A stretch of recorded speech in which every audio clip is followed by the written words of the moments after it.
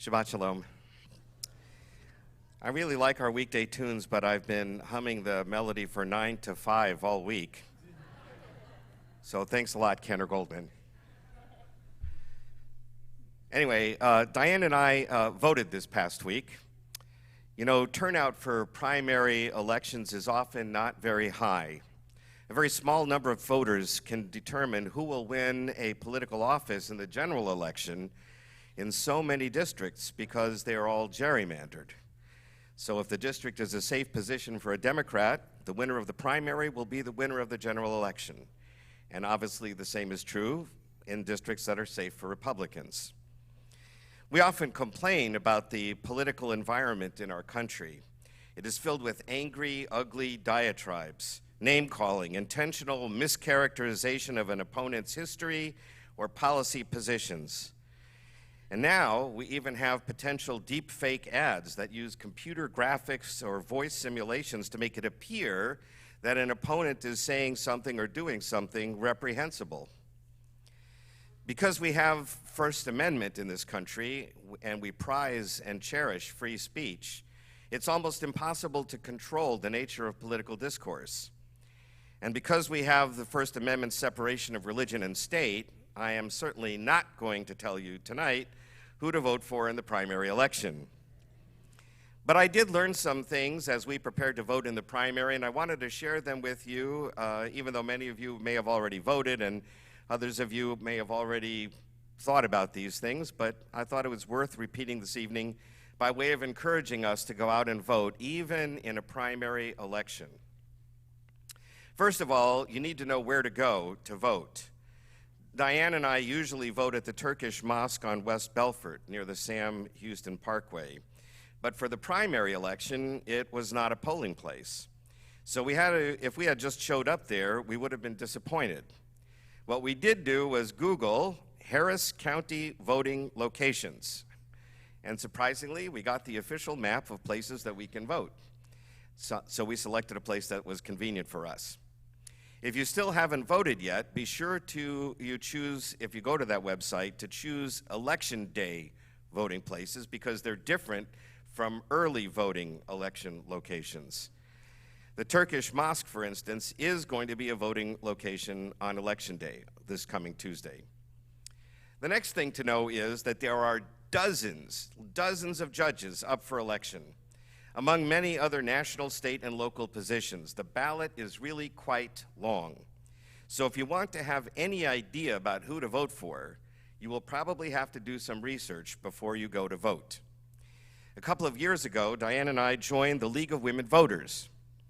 If you haven't heard about that, this is there's one for the state of Texas and one for the city of Houston. You can Google League of Women Voters and find their websites. I found the Texas one to be more helpful. The League of Women Voters is a nonpartisan organization that provides lots of information about candidates and about propositions, if there are any. There weren't any in the primary, so that you can make informed choices at the ballot box.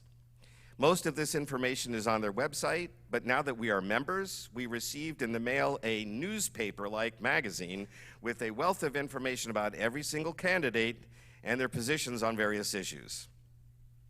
We also reached out to a few friends who have political views similar to ours, but who are more connected with local politics. They gave us their choices for candidates. You can also download a sample ballot. You can Google Harris County Sample Ballot 2024, and you will find the Harris County Clerk's Office official website and the page, What's on My Ballot? Once we had the sample ballot and the recommendations from friends and looking up a few of the candidates on the League of Women's Guide, we compiled a ballot with our choices. This all took about 3 or 4 hours. And you might think, why bother? That's a lot of work.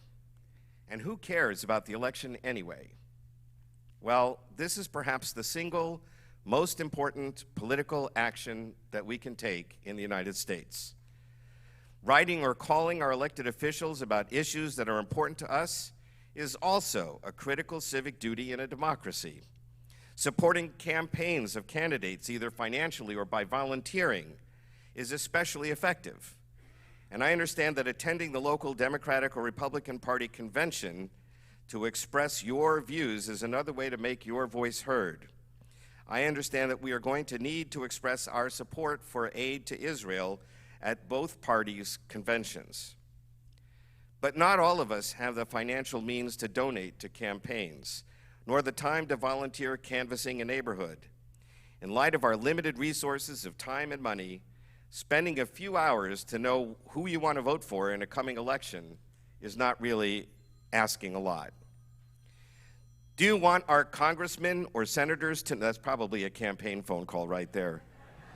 I've been getting text messages, dozens every day, Do you want our congressmen and senators to know our views about supporting Israel in its defense against Hamas? Do you want our local leaders to know your views about a women's right to reproductive health care? Do you want them to know your views about immigration and border security policies? Do you want them to know your views about funding of public schools and funding for education of children with special needs? Expressing our views by phone or letter is essential so that our political leaders know what their constituents want. But we also have an opportunity, once every couple of years, to elect officials that we know will be receptive to our positions on these various issues. Now, beware of getting information about candidates or even information about issues that you care about from social media. That is where a lot of misinformation is spread. Rabbi Strauss gave an important sermon about the dangers of TikTok, for instance, and you can find it on our YouTube channel.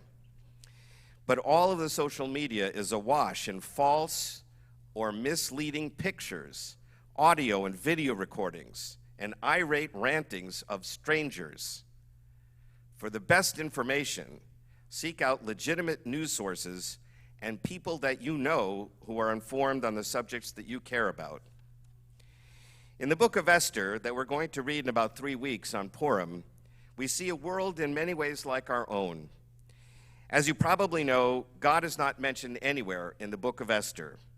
There are no obvious miracles involved in the story. The Jewish people are threatened by an anti-Semitic prime minister named Haman. Want to make noise? No? Getting practiced here.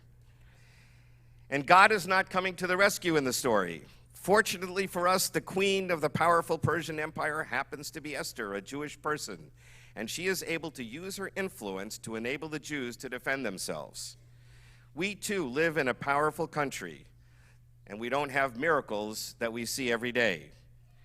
We also live in the most powerful country in the world right now.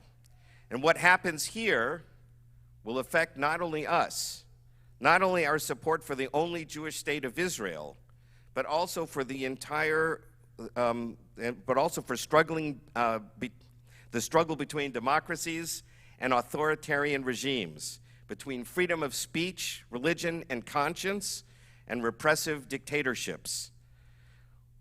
Who we vote for, even in a local election, will affect the nature of the society in which we live and the future of the spaceship that we call planet Earth. For so many centuries, Jews in much of Europe were disenfranchised. We had no say in who became the leaders of the countries that we lived in. We were often thought of as outsiders and foreigners. Here in the United States, we have been blessed to be recognized as full citizens. The Constitution gives us the right to celebrate and worship according to our own religious faith and traditions.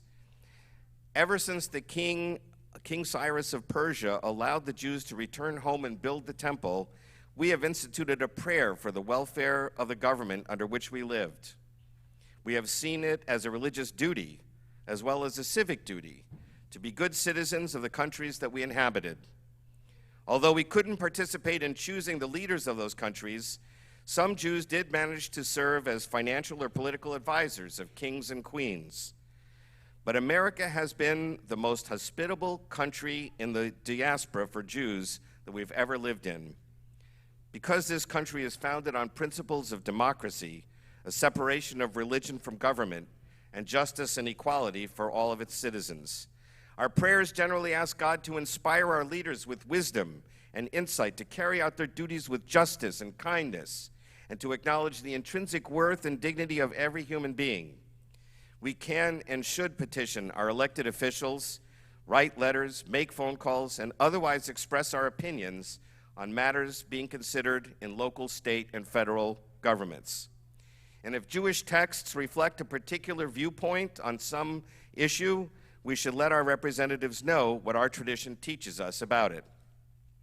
But the ultimate fundamental right of all U.S. citizens is the right to vote. It is the right which forms the bedrock of our democracy. We cannot complain about our government if we are too lazy to learn about the issues, the candidates, and the positions that they have, and to take the time to go to the polls and cast our ballots. In fact, if Moses was alive today, I am sure that he would tell us, "Let my people vote. So shall it be written, so shall it be done." Shabbat Shalom.